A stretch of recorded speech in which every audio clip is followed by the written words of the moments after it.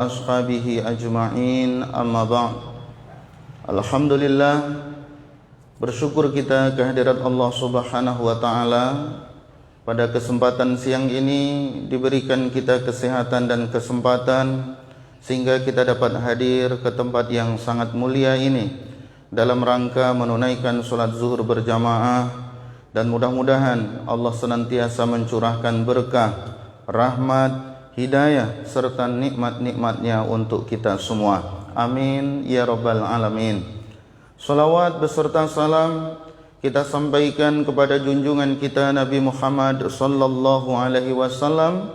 Allahumma salli ala sayyidina Muhammad wa ala ali sayyidina Muhammad. Bapak Ibu jemaah salat zuhur yang mulia, pada kesempatan siang ini kita akan membincangkan tentang ciptaan Allah yang bernama manusia, yakni diciptakan manusia dalam keadaan bentuk yang paling sempurna. Allah Subhanahu wa ta'ala adalah Rabb yang maha agung.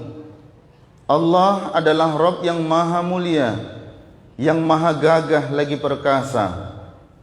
Dalam penciptaan makhluknya, semua diciptakan oleh Allah Subhanahu wa ta'ala dengan penuh kesempurnaan.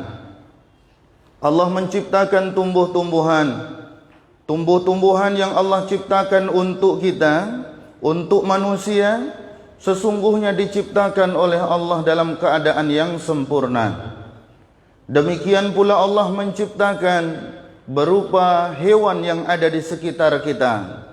Hewan yang Allah ciptakan pun diciptakan juga dalam keadaan yang sempurna.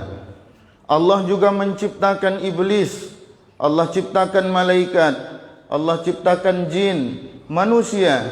Tapi dari sekian banyaknya makhluk atau ciptaan Allah Subhanahu wa ta'ala, maka yang paling sempurna ditinjau dari segi bentuknya adalah manusia. Jika kita melihat apa yang ada di sekitar kita, Bapak Ibu hadirin yang dimuliakan Allah, ciptaan Allah dalam bentuk tumbuh-tumbuhan, maha kuasanya Allah dalam menciptakan tumbuh-tumbuhan ini. Dari sekian banyaknya tumbuhan, itu beraneka macam ragam jenis yang disebut dengan tumbuhan. Jangankan dulu tumbuh-tumbuhan yang berada di hutan yang lebat, hutan yang jauh di sana yang jarang dirambah oleh manusia. Tumbuh-tumbuhan yang ada di sekitar kita, seperti misalnya saja pepaya. Bagaimana Allah menciptakan pepaya dengan bentuk pepaya dengan tumbuhan yang ada di sekitarnya yang berbeda. Lalu kemudian ketika berbuah, maka buah satu dengan yang lain ini pun juga berbeda. Allah ciptakan pepaya dengan bentuk dan model sebagaimana yang kita ketahui. Rasanya manis dan bentuknya juga cakep. Rasanya manis, tapi antara satu dengan yang lain juga berbeda. Ada pepaya jenisnya yang disebut pepaya madu. Dia kecil tapi rasanya legit. Ada pepaya yang besar, warnanya oranye. Dia manis. Ada pepaya yang warnanya merah. Ada pepaya kampung, dia tak terlalu besar, tapi rasanya juga khas. Baru dalam bentuk yang disebut dengan tumbuhan pepaya, satu jenis tapi sudah beraneka ragam. Sampai bahkan ada di antara nama pepaya dari jenis yang banyak itu mungkin belum pernah kita rasakan. Pohon yang lain atau tumbuhan yang lain, misalkan saja mangga. Mangga ini pun juga berbagai macam jenisnya. Mulai dari model yang bulat seperti mangga apel. Ada mangga Malang yang ukurannya kecil tapi juga cukup manis. Ada yang warnanya merah. Ada yang warnanya macam-macam. Tapi ini semua menunjukkan bahwa ini satu tanda bahwa Allah Subhanahu wa ta'ala dalam menciptakan makhluknya yang bernama tumbuh-tumbuhan ini amatlah kuasa. Belum lagi apa yang ada di sekitar kita, seperti misalnya jambu. Jambu ini juga beraneka ragam, banyak macam dan jenisnya. Bahkan bisa jadi jambu itu ada yang belum pernah masuk ke mulut kita. Kenapa? Karena saking banyaknya jenis jambu yang Allah ciptakan. Pernahkah kita berpikir bahwa dari sekian banyaknya macam pepohonan maupun tumbuh-tumbuhan yang ada di sekitar kita, Allah menciptakan itu semua untuk kita. Bahkan saking banyak macam dan jenisnya, ada di antara tumbuh-tumbuhan yang kita tidak tahu namanya, ada tumbuh-tumbuhan yang belum pernah kita merasakannya, ada tumbuh-tumbuhan yang belum pernah kita melihatnya. Itu bukti kekuasaan dan keagungan Allah Subhanahu wa Ta'ala dalam menciptakan makhluknya. Lalu bagaimana dengan hewan? Hewan pun juga demikian. Allah ciptakan jenis ikan. Ikan ini tak hanya satu jenis, baru satu nama saja dia akan bermacam-macam namanya lagi. Ini menunjukkan bahwa kekuasaan Allah dalam menciptakan makhluknya yang disebut dengan hewan. Lalu bagaimana dengan penciptaan manusia? Masya Allah, satu di antara kita Bapak Ibu, jangankan sekarang yang lebih kurang ada berkisar 7,8 miliar penduduk dunia ini, dan satu di antaranya berkisar 1,7 miliar penduduk bumi adalah Muslim. Satu dengan yang lain takkan sama. Walaupun orang lahir dalam keadaan kembar, tapi kembarnya, miripnya, kesamaannya sungguh tidak sama persis. Menunjukkan apa? Kekuasaan Allah Subhanahu wa Ta'ala dalam menciptakan makhluk-makhluknya. Ma'asyiral muslimin rahimakumullah. Maka di dalam Al-Quran, Allah Subhanahu wa Ta'ala mengingatkan kepada kita bahwasanya manusia ini diciptakan oleh Allah Subhanahu wa Ta'ala fi ahsani taqwim.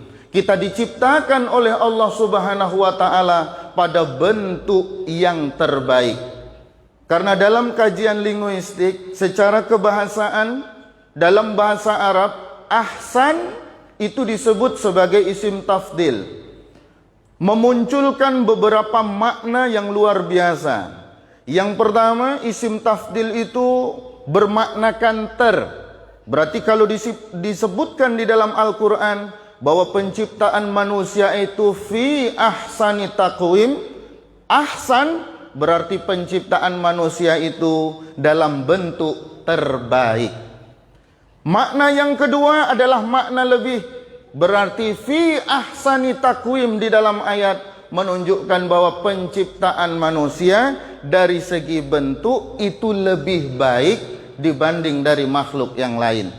Kemudian yang ketiga itu bermaknakan sangat, berarti penciptaan manusia dari segi bentuk itu sangat baik dibanding daripada makhluk yang lain. Bapak Ibu hadirin yang dimuliakan Allah, mengakhiri daripada kajian zuhur pada siang ini mengingatkan kepada kita bahwa dari segi bentuk benar bahwa kita diciptakan oleh Allah Subhanahu wa Ta'ala sebaik-baik bentuk. Tapi dalam penilaian Allah Subhanahu wa Ta'ala, sungguh bentuk tak menjadi masalah. Bentuk itu tak menjadi ukuran. Penampilan kita itu tak menjadi penilaian. Lalu apa yang dinilai oleh Allah Subhanahu wa Ta'ala? Apakah dilihat mancung atau tidaknya hidung kita?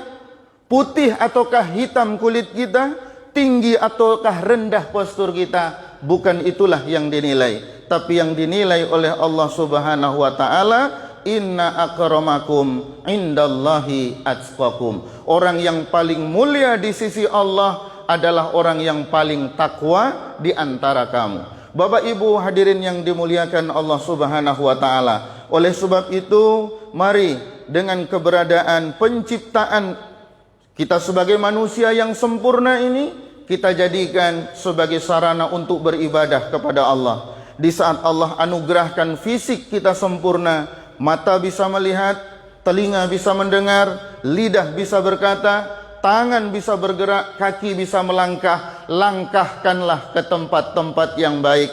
bawa untuk beribadah. Jadikan diri kita ini untuk dekat kepada Allah, bukan justru sebaliknya. Mata yang sempurna memandang, pendengaran yang sempurna untuk mendengarkan, lidah yang sempurna untuk berucap, tapi mengucapkan sesuatu yang buruk, mendengarkan sesuatu yang buruk, memandang sesuatu yang buruk. Mudah-mudahan Allah hindarkan kita dari sesuatu yang buruk dan dijadikan kita sebagai hambanya yang takwa. Amin ya rabbal alamin. Subhanakallahumma wa bihamdika asyhadu an la ilaha illa anta astaghfiruka wa atubu ilaik. Assalamualaikum warahmatullahi wabarakatuh.